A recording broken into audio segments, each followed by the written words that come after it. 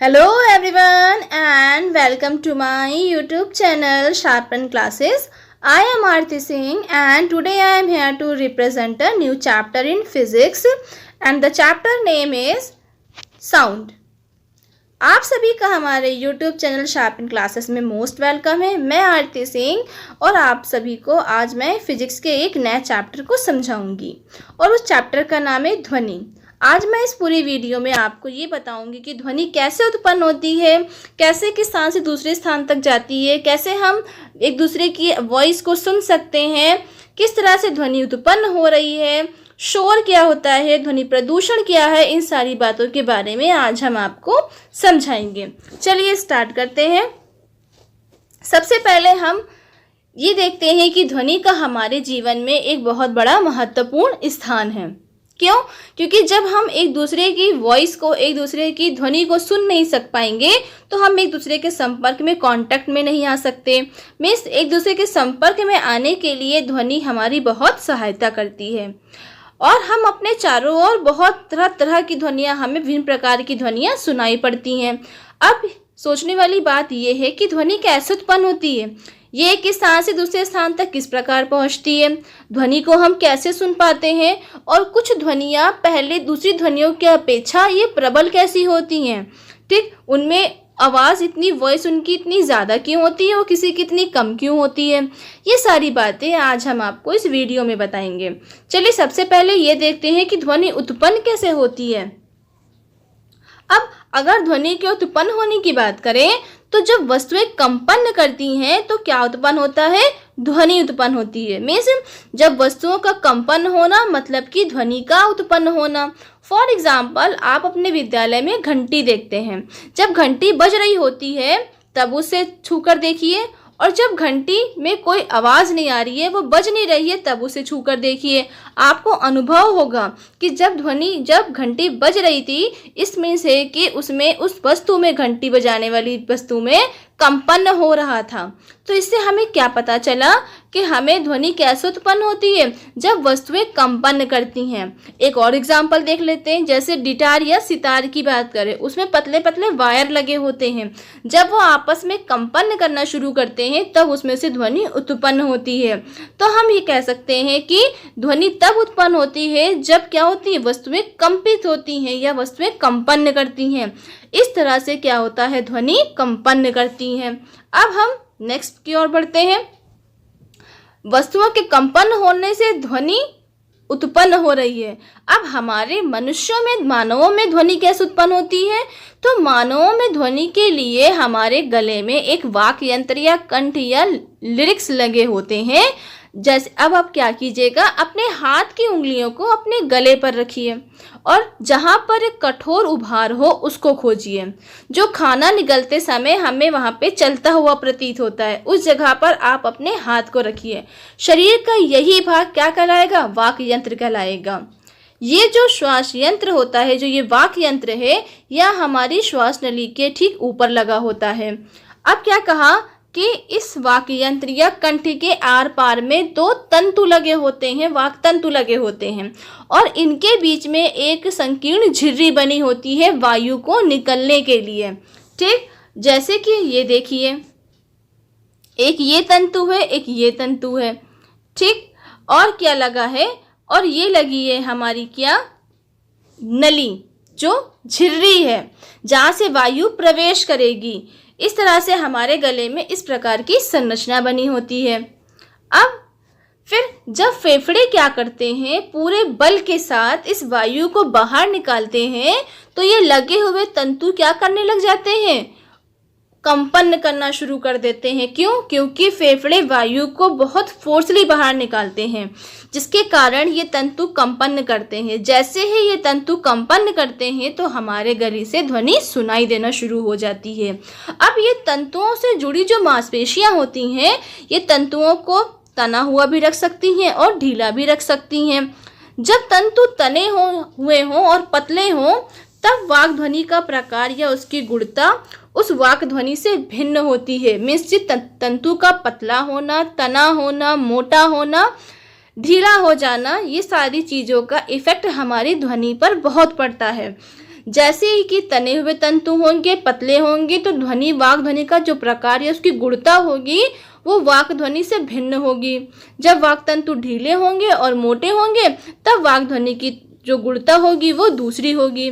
तो इस तरह से जो तंतुओं का तना होना, पतला हो जाना, ढीला होना, मोटा होना, ये सारी चीज़ें हमारे वाक ध्वनि पर कहीं ना कहीं प्रभाव ज़रूर डालती हैं।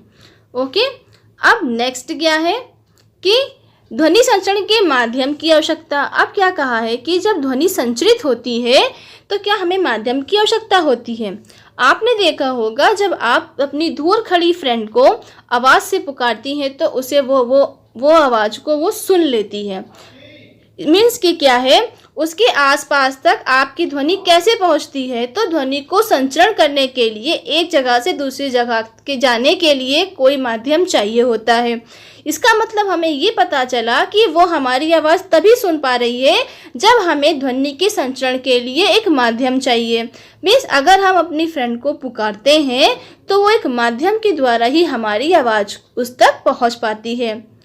जब किसी बर्तन में से वायु पूरी तरह निकाल दी जाती है तो हम कहते हैं कि वो बर्तन निर्वात में है। मीन्स कि जब वहाँ पर किसी भी तरह की कोई वायु नहीं होगी तो वो माध्यम होता है हमारे निर्वात का। अब निर्वात में क्या वायु संचरण कर सकती है, आइए देखते हैं। तो जब ध्वनि निर्वात में संचरित नहीं हो सकती है, कहा है कि ध्वनि को हमेशा चलने के लिए एक माध्यम चाहिए। अगर वो माध्यम नहीं है, निर्वात की माध्यम है, तो ध्वनि हमारी संचरित नहीं होती है और ध्वनि किसी भी प्रकार के ठोस में संचरण कर सकती है। अब तक हमने क्या सीखा कि कंपन करने से वस्तुएं जब कंपन करती हैं तो ध्वनि उत्पन्न होती है। ध्वनि किसी भी दशा में संचरित हो सकती है और हमेशा संचरण के लिए उसे माध्यम चाहिए। वो माध्यम ठोस हो, द्रव हो या गैस हो, जैसा भी माध्यम हो उस माध्यम में हमारी ध्वनि संचरित हो सकती है। अब तक हमने इतनी बातें सीखी। चलिए अब नेक्स्ट देखते हैं, हम ध्वनि को अपने कानों द्वारा कैसे सुनते हैं। अब ध्वनि हमें सुनाई कैसे देती है ये भी देखते हैं। तो कानों के बाहरी आकृति कीप जैसी फनल होती, जो हमारे कान की बाहरी आकृति है उसमें फनल जैसी संरचना होती है। जैसे कि हम बात करें इस हिस्से की तो ये कुछ फनल जैसा आकार है, ठीक है। और जब ध्वनि हमारी प्रवेश करती है तो वो एक नली से गुजरती है। ये है उसकी नली जहाँ से ध्वनि हमारे कानों में प्रवेश करती है। इसके सिरे पर एक तनी झिल्ली लगी होती है, ये झिल्ली। इस झिल्ली को ही हम क्या कहते हैं, कर्णपटह कहते हैं, या इंग्लिश में कहें तो इसे हम एयर ड्रम कहते हैं। यही वो झिल्ली है जिसका हमारे कान में सबसे महत्वपूर्ण कार्य है, ठीक है। कर्णपटह एक तनित रबड़ की शीट के समान होती है। अब जो ये कर्णपटह होती है ये एक शीट की तरह होती है जो रबड़ की होती है। ध्वनि के कंपन कर्णपटह की ओर कंपित होते हैं। जैसे ही ध्वनि का कंपन इसकी कर्णपटह पे जाता है वैसे कर्णपटह कंपनों के द्वारा उस ध्वनि को कान के इनर की ओर, अंदर की ओर भेज देती है, ठीक। सबसे पहले क्या देखा कि कान की बाहरी आकृति फनल जैसी है और ध्वनि को प्रवेश करने के लिए वहां पर एक नली लगाई गई है और उसके एक सिरे पर एक तनी झिल्ली लगी है जिसे हम कर्णपटह कहते हैं। जैसे ही वो कर्णपटह रबड़ की बनी एक शीट की तरह होता है। जैसे ही कंपन करती हुई ध्वनि उस पटह पर पड़ती है वैसे ही वो हमारी आवाज़ को उस कान के इनर अंदर या इनर ईयर की तरफ या आंतरिक कर्ण की ओर भेज देता है। और जैसे ही ये आवाज़ हमारे कानों तक जाती है वहाँ से जो संकेत हमारी क्या होते हैं, मस्तिष्क तक भेज दिए जाते हैं और इस प्रकार से हमें ध्वनि को हम सुन पाते हैं। हम कभी भी अपने कानों में हमें कोई भी तीखी, नुकीली या कठोर वस्तुएं नहीं डालनी चाहिए। क्यों? क्योंकि कर्णपटह का हमारे कानों में बहुत इम्पोर्टेंट रोल है सुनने में और अगर उसे इन चीज़ों से किसी प्रकार की क्षति होगी तो हमें सुनने की शक्ति हमारी कम हो जाएगी। इसीलिए कहा जाता है कि कोई भी तीखी, नुकीली या कठोर वस्तु अपने कानों में ना डालें। ओके, अब नेक्स्ट क्या है? नेक्स्ट है कंपन का आयाम, आवर्तकाल और आवृत्ति। हम जानते हैं कि जब कोई वस्तु बार बार इधर उधर गति करती है तो वो कंपन कहलाता है, और उसके इधर उधर कंपन करना ही उसकी क्या होती है, दोलनी गति होती है।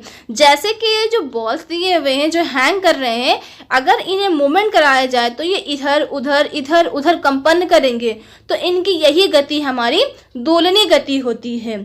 आयाम क्या होता है, जब वस्तु हमारी किस रेंज तक गई है ये उसका आयाम होता है। आवर्तकाल क्या होता है, 1 सेकंड में वस्तु जितना कंपन करेगी वो उसका आवर्तकाल है। अब आवृत्ति क्या होती है, वस्तु किस हिसाब से कंपन कर रही है ये उसकी आवृत्ति बताती है। ठीक, नेक्स्ट क्या है, प्रबलता और तारत्व क्या होता है। हमने देखा है कि ध्वनि कितनी प्रबल है ये डिपेंड करता है उसके आयाम पर। ठीक, जब किसी कंपित वस्तु का आयाम अधिक होता है तो इसके द्वारा उत्पन्न ध्वनि प्रबल होती है। मीन्स जितना वस्तु का आयाम होगा उस प्रकार से उसकी ध्वनि उतनी ही ज़्यादा प्रबल होगी। अगर आयाम छोटा है तो ध्वनि मंद होगी। ध्वनि की प्रबलता डिपेंड करती है उसके आयाम पर। यदि आयाम ज़्यादा है तो ध्वनि अधिक प्रबल है, यदि आयाम छोटा है तो ध्वनि मंद हो जाती है। लेकिन ध्वनि का जो तारत्व होता है, ध्वनि की जो तीक्ष्णता होती है वो डिपेंड करती है उसकी आवृत्ति पर। यदि कंपन की आवृत्ति अधिक है तो हम कहते हैं कि ध्वनि कैसी होगी, तीखी होगी। यदि उसकी आवृत्ति कम है तो ध्वनि का तारत्व कम होगा। मीन्स कि हमने क्या देखा कि अगर हम प्रबलता की बात करें तो वो डिपेंड करता है उसके आयाम पर, लेकिन अगर हम उसकी तीक्ष्णता या तारत्व की बात करें तो वो डिपेंड करता है उसकी आवृत्ति पर। ध्वनि तीखी तब होगी जब उसकी आवृत्ति ज़्यादा होगी, और आवृत्ति अगर कम है तो ध्वनि का तारत्व क्या हो जाएगा, कम हो जाएगा। तो ये था प्रबलता और तारत्व के बारे में। नेक्स्ट क्या है, उदाहरण के लिए अगर हम कुछ चीज़ों की बात करें, प्रबलता और तारत्व की बात करें, जैसे कि ढोल। जो ढोल हम घरों पे बजाते हैं उसमें कैसी आवाज़ आती है, उसमें एक मंद आवाज़ आती है। मतलब कि क्या है कि वो कम तारत्व की ध्वनि उत्पन्न करता है। उसकी आवृत्ति क्या होती है, कम होती है, इसलिए उसमें तारत्व की ध्वनि कैसी है, कम उत्पन्न होती है। अगर हम सीटी की बात करें तो उसकी आवृत्ति ज़्यादा है। जब सीटी बजती है तो बहुत हमें एक तीखी सी आवाज़ सुनाई देती है, तो इसका मतलब क्या, उसकी आवृत्ति ज़्यादा है, इसलिए सीटी की जो ध्वनि होती है उसका जो तारत्व होता है वो बहुत तारत्व की ध्वनि उत्पन्न करती है। पक्षी उच्च तारत्व की ध्वनि उत्पन्न करता है। पक्षियों की आवाज़ भी क्या होती है, बहुत तीखी सी होती है, तो उसका भी तारत्व क्या होता है, ज़्यादा होता है। जबकि शेर की जो दहाड़ होती है वो इतनी ज़्यादा तीखी नहीं होती, इसलिए उसका तारत्व मंद होता है। लेकिन शेर की दहाड़ अत्यधिक प्रबल है। लेकिन अगर प्रबलता की बात करें तो पक्षियों की ध्वनि से ज़्यादा प्रबल शेर की दहाड़ होती है। लेकिन अगर तारत्व की बात करें तो पक्षियों की जो ध्वनि होती है वो उच्च तारत्व की होती है, जबकि शेर की दहाड़ कम तारत्व की होती है। लेकिन जो प्रबलता होती है वो शेर की ज़्यादा है इन कंपैरिजन टू पक्षियों की प्रबलता से। ठीक, अब नेक्स्ट क्या है, श्रव्य तथा आश्रव्य ध्वनियाँ क्या होती हैं। नाम से ही लगता है कि श्रव्य मतलब सुनने वाली ध्वनियाँ और आश्रव्य मतलब होता है ना सुनने वाली ध्वनियाँ। ठीक है, तो जैसे कि ध्वनियों के सुनने का भी एक रेंज होता है। हम तो ये तो जानते थे कि वस्तुएं कंपन करती हैं तो हमें ध्वनि सुनाई देती है, लेकिन कितनी रेंज तक की कितनी आवृत्ति की ध्वनियाँ हम सुन सकते हैं यह डिपेंड करता है कि उसकी आवृत्ति कैसी है। तो हम मानव किस रेंज तक की ध्वनियों को सुन सकते हैं। अगर 20 हर्ट्ज से कम आवृत्ति की ध्वनि होती है तो वो ध्वनियाँ हमें सुनाई नहीं देंगी, या हम कह सकते हैं कि 20 हर्ट्ज से कम आवृत्ति की ध्वनियाँ मानव के कानों को संसूचित नहीं करेंगी, मतलब हमारे कानों तक वो ध्वनियाँ नहीं पहुँचेंगी, और इन्हीं ही ध्वनियों को हम आश्रव्य ध्वनियाँ कहते हैं। क्यों? क्योंकि इस प्रकार की ध्वनियों को हम नहीं सुन सकते हैं। उधर लगभग 20,000 कंपन प्रति सेकंड या 20 के हर्ट्ज से अधिक आवृत्ति या 20,000 हर्ट्ज से अधिक आवृत्ति की ध्वनियाँ भी मानव द्वारा संसूचित नहीं होती हैं। मीन्स के एक रेंज तय किया गया है हम मानव के द्वारा ध्वनियों को सुनने का। 20 हर्ट्ज से 20,000 हर्ट्ज तक की ध्वनियाँ ही हम क्या कर सकते हैं, सुन सकते हैं। उससे कम ध्वनियों को हम सुन नहीं सकते हैं। जैसे कि हम इस डायग्राम की बात करें, देखें तो हम क्या देखते हैं कि अगर 20 हर्ट्ज से कम की ध्वनियाँ होती हैं तो हम कहते हैं उन्हें इंफ्रारेड साउंड, इंफ्रासाउंड कहते हैं, ठीक। और अगर हमारी 20 हर्ट्ज से ज़्यादा की आवृत्ति की ध्वनियाँ होती हैं तो उसे हम कहते हैं अल्ट्रासाउंड, ठीक है। याद रखिएगा, अगर 20 हर्ट्ज से कम आवृत्ति की ध्वनियाँ हैं तो उन्हें हम कहेंगे इंफ्रासाउंड, और अगर 20,000 से ज़्यादा की ध्वनियाँ हैं तो हम उसे कहेंगे अल्ट्रासाउंड। और हम मानव को जो सुनने की ध्वनियों का रेंज तय किया गया है वो है 20 हर्ट्ज से लेकर 20,000 हर्ट्ज की ध्वनियाँ ही हम सुन सकते हैं। ओके, नेक्स्ट क्या है, अतः मानव कानों के लिए श्रव्य की आवृत्ति का परास जो रेंज होता है वो 20 हर्ट्ज से 20,000 हर्ट्ज तक होता है। इसका अर्थ केवल ये है कि हम मानव केवल 20 हर्ट्ज से लेकर 20,000 हर्ट्ज की आवृत्ति की बीच की ध्वनियों को ही सुन सकते हैं, ना 20 हर्ट्ज से कम की ध्वनियों को सुन सकते हैं, ना 20,000 हर्ट्ज से ज़्यादा की ध्वनियों को सुन सकते हैं। अब मैंने बताया अभी इससे पहले कि जब हम 20 हर्ट्ज से कम की आवृत्तियों की बात करेंगे तो वो क्या होंगी, हमारी इंफ्रासाउंड होगा। जब 20 हर्ट्ज से ज़्यादा की साउंड होगी तो उसे हम अल्ट्रासाउंड कहेंगे। जब 20,000 हर्ट्ज से ज़्यादा का साउंड होगा, और जो 20 से हर्ट्ज से 20,000 हर्ट्ज की बात करेंगे जो हम सुनते हैं उसे हम कहते हैं ऑडिबल फ्रीक्वेंसी या ऑडिबल साउंड। क्यों? क्योंकि यही साउंड हमें सुनाई देता है। तो हम मानव के सुनने की जो रेंज होती है वे आवृत्ति की, फ्रीक्वेंसी की, वो होती है 20 हर्ट्ज से लेकर 20,000 हर्ट्ज के बीच। ओके, अब शोर क्या होता है, संगीत क्या होता है। कुछ ध्वनियाँ हमने अपनी लाइफ में ये देखा है, हम डेली लाइफ में ये देखते हैं कि कुछ ध्वनियाँ हमें अच्छी लगती हैं तो कुछ नहीं अच्छी लगती हैं। क्या आपको बस और ट्रक के हॉर्न अच्छे लगेंगे? वो कभी नहीं अच्छे लग सकते। जो ध्वनियाँ हमें पसंद नहीं आती हैं उन ध्वनियों को हम शोर कहते हैं, ठीक। कक्षा में यदि सभी विद्यार्थी एक साथ बोले तो उत्पन्न होने वाली ध्वनि को क्या कहेंगे? शोर कहेंगे। एज अ टीचर हम सब कहते हैं बच्चों शोर मत करो। इट मीन्स है कि वो ऐसी ध्वनि है, वो आप विद्यार्थियों का ऐसा शोर है जो हमें पसंद नहीं आता, ठीक। हमारी कानों को वो बहुत अप्रिय लगता है तो हम कहते हैं कि वो शोर है, ठीक। जो ध्वनियाँ हमें अप्रिय लगती हैं उन्हें हम शोर कहते हैं। आगे बात करें, दूसरी ओर आप वाद्य यंत्रों की ध्वनियों का आनंद लेते हैं, उसे सुस्वर ध्वनि वह जो कानों को सुखद लगती है, जैसे कि हारमोनियम बजता है, ढोलक बजती है, गिटार बजता है, तो हम उन तरह की ध्वनियों का बहुत आनंद लेते हैं, वो हमें सुखद लगती हैं। तो इस प्रकार की ध्वनियाँ कैसी हैं? वो संगीत है एक तरह का। हारमोनियम द्वारा उत्पन्न ध्वनि सुस्वर ध्वनि कहलाती है, सितार के द्वारा उत्पन्न ध्वनि भी सुस्वर ध्वनि कहलाती है। अब जितने भी इंस्ट्रूमेंट होते हैं जैसे सितार हो गया, गिटार हो गया, ठीक, ढोलक हो गई, हारमोनियम हो गया, इनसे जो ध्वनियाँ हमें सुनाई देंगी उसे हम संगीत कहेंगे या उसे हम सुस्वर ध्वनि कहेंगे। जो हमें प्रिय लगेगी, जो हमारे कानों को पसंद आएगी, उसे हम संगीत कहते हैं। ओके, अब ध्वनि प्रदूषण क्या होता है। अब वायु में बहुत सारी गैसें हैं, कण हैं की उपस्थिति होती है जो अवांछनीय होती है। में से जो हमारी वायु के लिए, हमारे लिए, क्योंकि वायु में हम ऑक्सीजन लेते हैं और कार्बन डाइऑक्साइड छोड़ते हैं, तो इसका मतलब है जब वायु में ऐसी अवांछनीय गैसें या कण उपस्थित हो जाते हैं तो वायु हमारी प्रदूषित हो जाती है। उसी प्रकार वातावरण में अत्यधिक या अवांछनीय ध्वनियों की ध्वनि प्रदूषण कहलाता है। उसी प्रकार अगर ध्वनि की बात करें तो वातावरण में अत्यधिक या अवांछनीय ध्वनियाँ जब मिल जाती हैं तो वो ध्वनि प्रदूषण कहलाता है। अब ध्वनि प्रदूषण के कारण क्या है?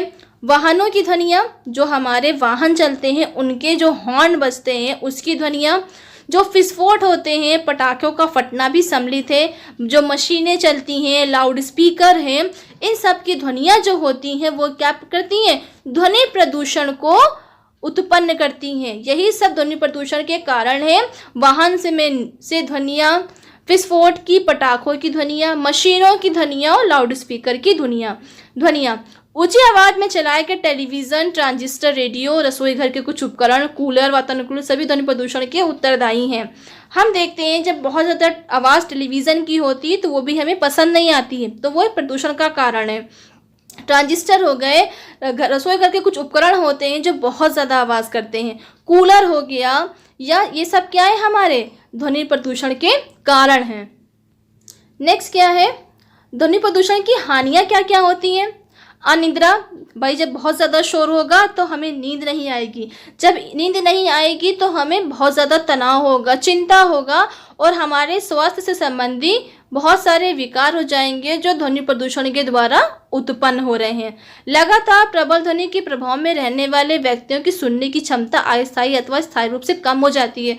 जब हम बहुत ज़्यादा लाउड वॉइस सुनना शुरू करते हैं तो हम देखते हैं कि धीरे धीरे हमारे सुनने की क्षमता क्या हो जाती है, अस्थायी हो जाती है, स्थायी रूप से कम हो जाती है। इसलिए हमेशा एक प्रबल ध्वनि के प्रभाव में भी नहीं रहना चाहिए। अगर प्रबल प्रभाव में, ध्वनि के प्रभाव में रहने वाले व्यक्ति की सुनने की क्षमता कैसी होगी, अस्थायी हो जाती है। ओके, अब ध्वनि प्रदूषण को सीमित रखने पाए, अब हमें उसे सीमित या उसे कंट्रोल कैसे करना चाहिए। तो ध्वनि को नियंत्रित करने के लिए हमें ध्वनि के स्रोतों पर नियंत्रण करना चाहिए। जहाँ से ध्वनियाँ उत्पन्न हो रही हैं उनको नियंत्रण करना चाहिए।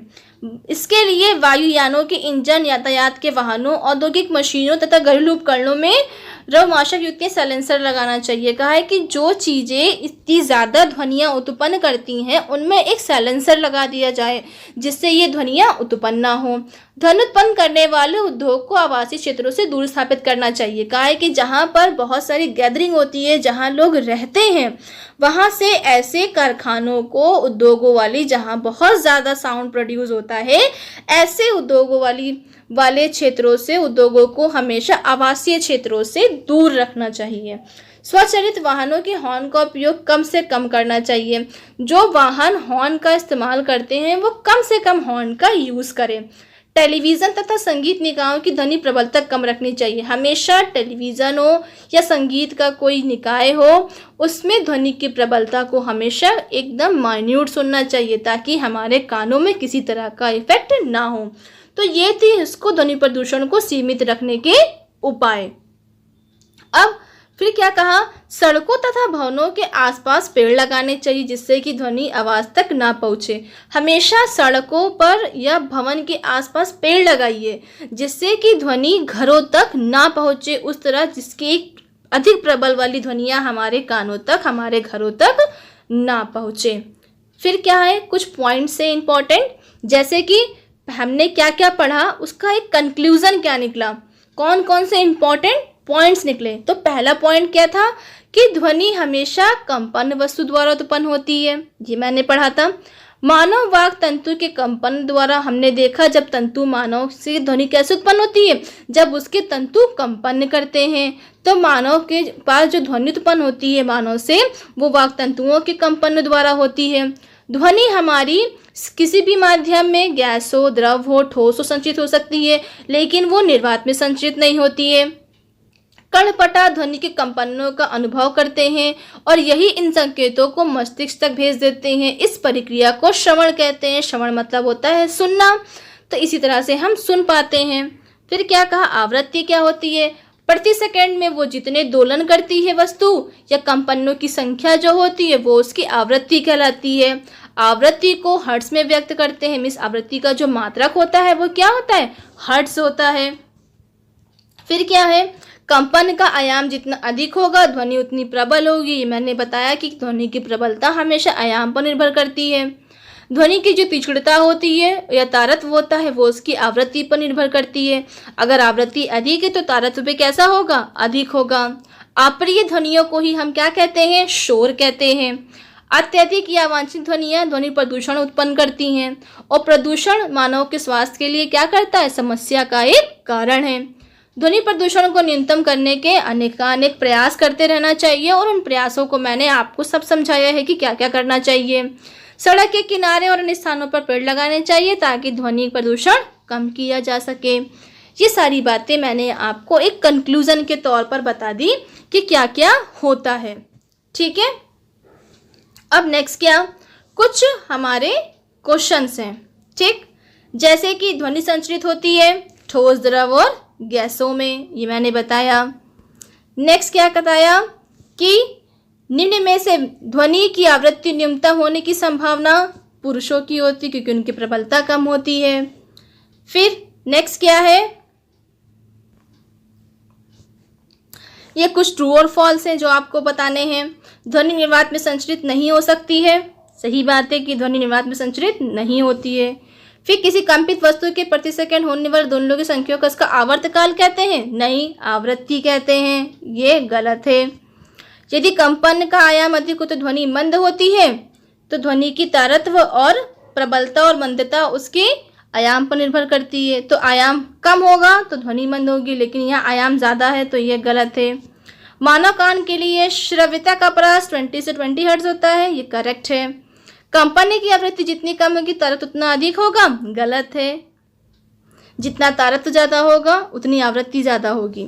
अवांछनीय या अप्रिय ध्वनि को संगीत कहते हैं, नहीं। जो वांछनीय होती हैं, प्रिय लगती हैं। ध्वनि प्रदूषण आंशिक श्रवण अशक्तता उत्पन्न कर सकता है, हाँ। सुनने की क्षमता क्या हो जाती है, कम होना शुरू हो जाती है। तो ये कुछ हमारे ट्रू और फॉल्स थे। अब नेक्स्ट क्या है, रिक्त स्थानों की पूर्ति है। जैसे कि पहला क्या है, किसी वस्तु द्वारा दोलन को पूरा करने में किया गया समय क्या कहलाता है हमारा, तो वो है हमारा क्या, आवर्तकाल। प्रबलता कंपन के किस पर डिपेंड करती है, आयाम पर। आवृत्ति का मात्रक हर्ट्ज होता है। अवांछनीय ध्वनि को क्या कहते हैं, शोर। ध्वनि की तीक्ष्णता कंपनों के आवृत्ति से निर्धारित की जाती है। अब इस तरह से हमने आपको कुछ क्या बता दिया, ट्रू और फॉल्स बता दिए, फिल इन द ब्लैंक्स बता दिए, 2 मल्टीपल बता दिए, ठीक है। आई होप आपको सब कुछ समझ में अच्छे से आ गया होगा कि ध्वनि क्या होती है, ध्वनि कैसे उत्पन्न होती है, ध्वनि प्रदूषण क्या होता है। ये सारी बातें मैंने आपको अच्छे से समझा दी है। ओके, आई होप आपको सब कुछ बहुत अच्छे से समझ में आ गया होगा। सो अब मिलते हैं एक नेक्स्ट वीडियो के साथ। तब तक bye bye and take care.